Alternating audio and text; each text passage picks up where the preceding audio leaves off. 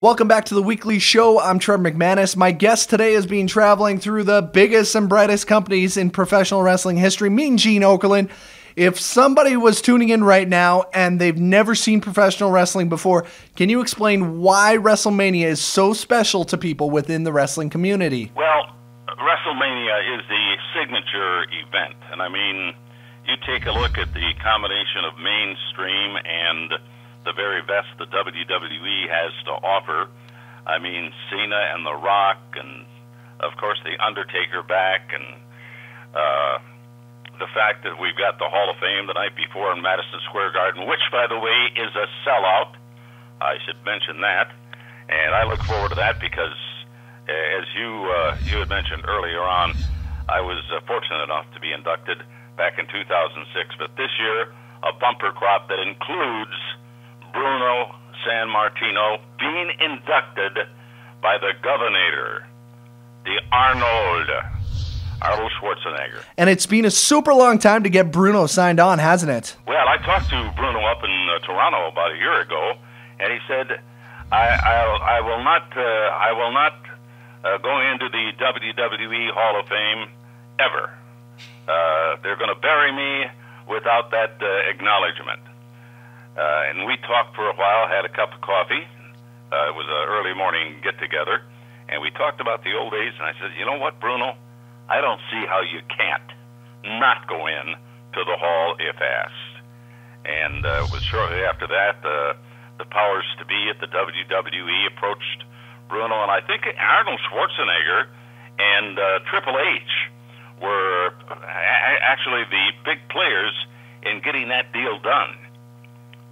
So here again, the inner workings of the company, and you get Arnold in there, of course, with his name, promising to induct Bruno into the hall, and then Triple H now, who is working both sides of the fence, in that he's a senior management official, and of course, still a great performer in the ring. We're speaking with 2006 Hall of Famer Mean Gene Okerlund. You can find him on Twitter at Gene Okerlund. Gene, you're definitely an old school guy, and the rule used to be on your way out, you put the next guy over. So I ask you, should The Undertaker's streak end at this year's WrestleMania? Well, you know, The Undertaker is a tremendously resilient guy, and I guess somewhere along the line, he's going to have to put somebody over.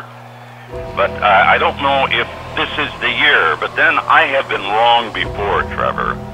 And this could very well be the year. He's got a young child. I believe it's a daughter.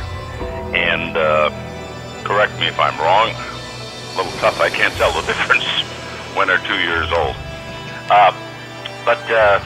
You know, he would certainly do the right thing. He is, you know, that kind of a guy, and he respects the business, and Undertaker is very much old school. I enjoy his company. Mark is a good guy on the sidelines and likes to play a little golf, have an occasional cold beverage, which is kind of my thing from time to time as we reminisce about the good old days, but the better days that are ahead. Gene, I've yet to break a news story on the weekly show, so please do it for us here. Mean Gene Okerlund, will we be seeing you at WrestleMania 29?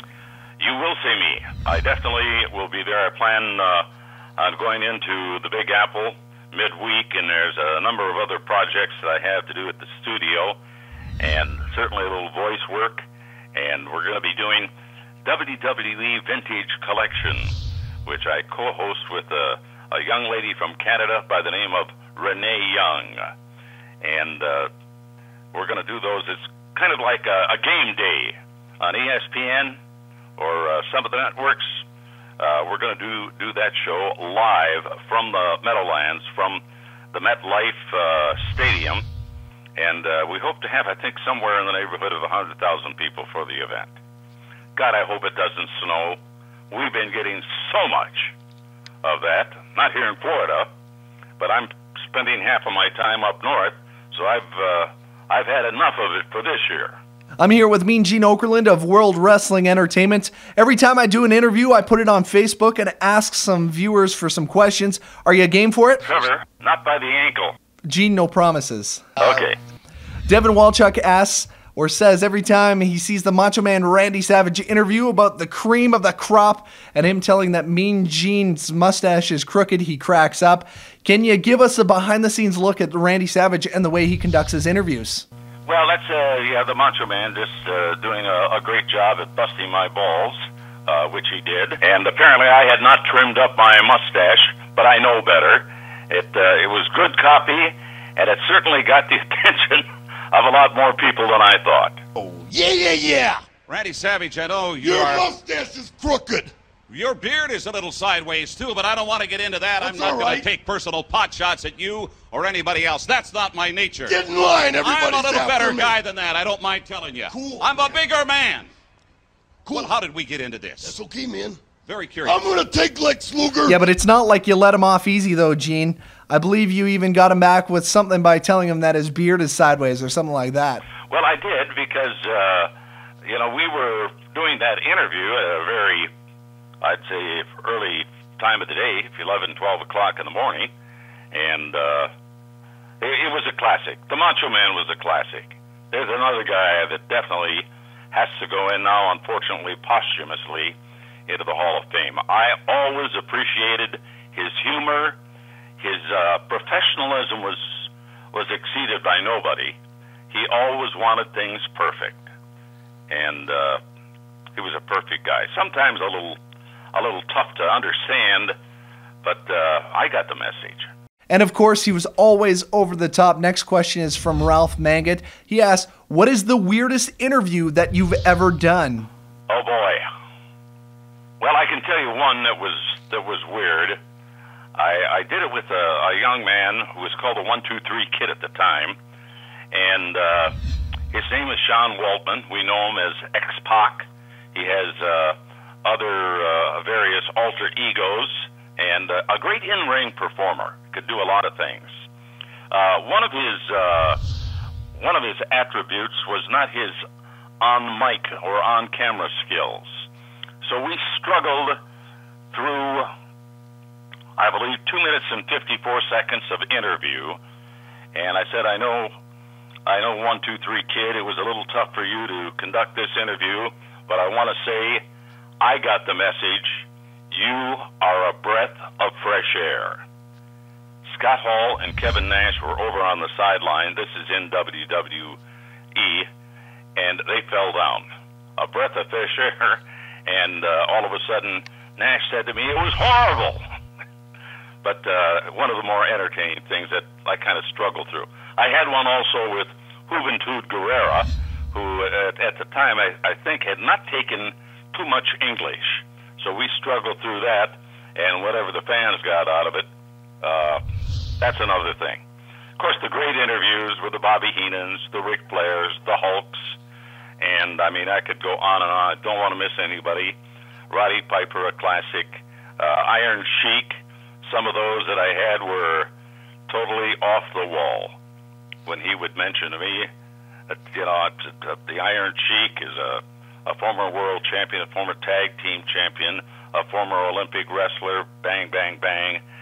And he would say, you remind me of smart old world Jew. And of course, that'd take me right off my feet. The guy still uses that material on Twitter these days. I'm still telling you that.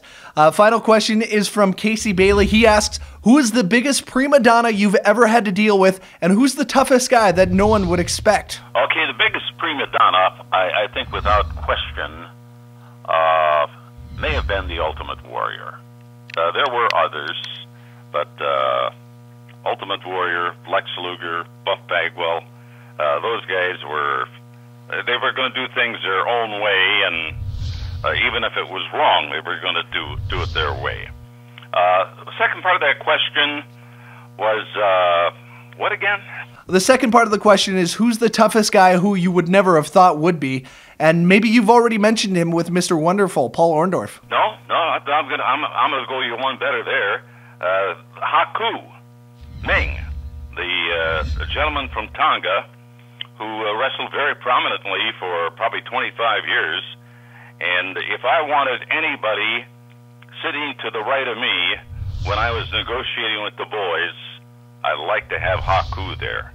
He was one tough customer. The man is a legend. He's one of the most recognizable men in sports entertainment history. He even cut his teeth in beautiful British Columbia, Canada. He's a veteran of the WWWF, WCW, WWF, AWA, and is still working for the WWE. Follow him on Twitter at Gene Okerlund and catch him this Sunday, April 7th, for the biggest show of the year, WrestleMania 29. Mean Gene Okerlund, thank you so much for joining me today. Trevor, I thank you very much, and next time you and I see each other, I expect we're going to have a cocktail. How about one of those beautiful, delicious Mean Gene burgers that everyone's talking about? I can arrange that. Thanks, Gene.